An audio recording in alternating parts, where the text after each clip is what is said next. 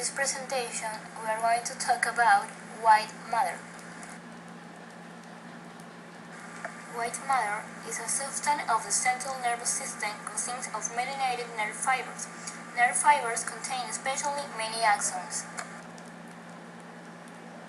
In the other side, we have gray matter, which however is comprised of the neuronal cell bodies and bodies that have no myelin, and is more related to information processing. Is one of the two components of the central nervous system and consists mostly of glial cells and myelinated axons. Now we have white matter versus gray matter. While gray matter is primarily associated with processing and knowledge, modulates white matter distribution of action potentials acting as a relay and coordinate communication between different regions of brain. In the brain, white matter is distributed in the interior, while the cerebral cortex and the nucleus of cells from the outside are composed of gray matter. We have seen the difference between white matter and gray matter, but in the next video we are going to see that the whole brain is matter. Terms, then you find the nerve cell bodies here on the left. In the grey matter, then there's a long stretch of white matter, which is the train track, and then approaching at another station in the grey matter. And just to give you an impression here from this electron microscopic image, this is one single nerve fiber with all these layers of myelin wrapped around the nerve fiber. And when you keep in mind for a moment this image where with all the accurate reflection of white and grey, and then look at this image of somebody who has MS, it's evident that you can actually only see the lesions in the white matter. And please note this is exactly one of these confusing images because everything here is dark in the center, although it is actually white matter. But you can see the changes here in the white matter, whereas nothing around in the grey matter. This is an image that is acquired at the conventional field strength that we've been using over well over a decade at 1.5 Tesla, and certainly many of you have actually had some of these type of scans. However, when we look at the brain of somebody who's died with MS, we get quite a different picture. And yes, one does see white matter lesions here colored in green on this sketch, but what you can also see is this large amount of lesions in the grey matter. Everything that's colored in orange here resembles grey matter changes.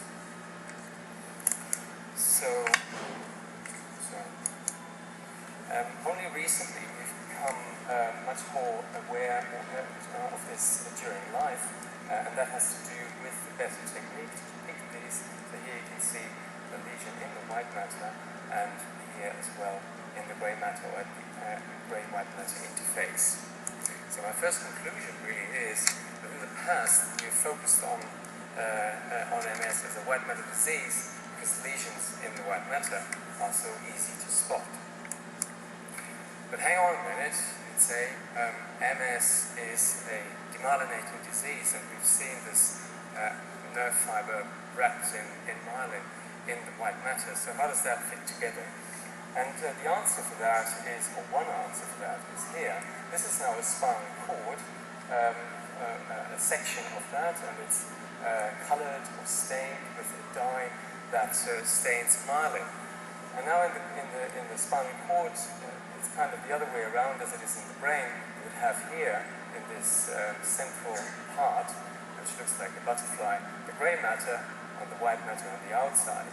But what you can see is that actually all of it is colored with this myelin dye. So that is proof that there's not only myelin in the white matter, but also in the grey matter. This distribution changes in the spinal cord, where the gray matter is in the middle and white on the outside or periphery. And what are the benefits of white matter? White matter, which has learned to be a passive tissue, actively learns and works as the brain affected. The other main component of the brain is gray matter, which is composed of neurons that circulate in the brain, the sustancia nigra. And now we are going to watch a video about white matter in the cerebellum. Gray and white matter of cerebellum. The gray matter is the cortex and the cerebellar nuclei. And then you have the white matter as the central core and lamina, or it also is called arbor vitae, tree of life. Now the cerebellar nuclei, which are the gray matter in the middle, you have dentate nucleus, which is this folded mass.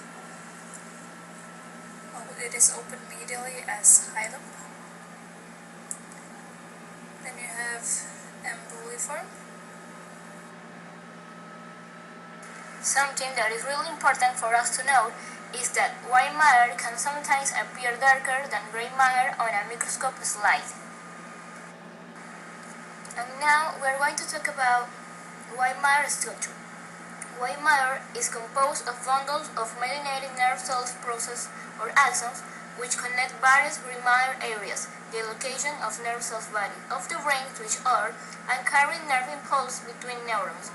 Myelin acts as an insulator, increasing the speed of transmission of all nerve signals. The total number of long-range fibers within a cerebral hemisphere is 2% of the total number of cortical fibers, and is roughly the same number as those that communicate between the two hemispheres in corpus callosum. Schultz and Weissenberg note as a rough rule, the number of fibers of a certain range of length is inversely proportional to their length. Another important point is to talk about white matter of hemisphere, and the next video is going to show us why. Question 117. White matter of hemispheres. The white matter are myelinated fibers. They are commissural fibers, arcuate fibers, and projection fibers. The commissural fibers connect the corresponding cortical areas in the two hemispheres. So it goes that direction. And you have different parts. You have corpus callosum, which is going to be the clinical relevance of white matter. Multiple sclerosis is one of the most common diseases which affect white matter. In multiple sclerosis, lesions the myelin shield around the axon has been destroyed by inflammation. Finally, we are going to talk about the different diseases that affect. طيب تعالوا بقى نشوف شويه ابلكيشنز. لو انا حاطط قدامي صوره زي كده، الصفين اللي فوق سي تي والصفين اللي تحت تي 1 and the proton density تي 2 ام ار اي، شايفين ايه؟